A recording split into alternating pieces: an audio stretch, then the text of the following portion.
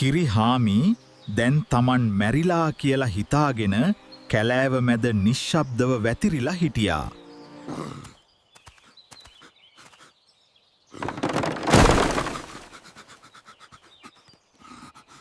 එකපාරටම මලකඳ නැගිට්ටා. ගොවියා බය වෙලා බඹගානක් දිව්වා.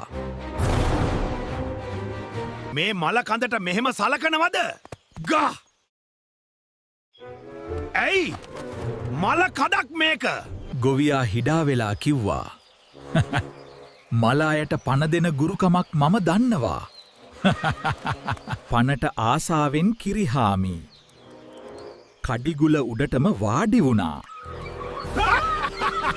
පනාවා! පනාවා!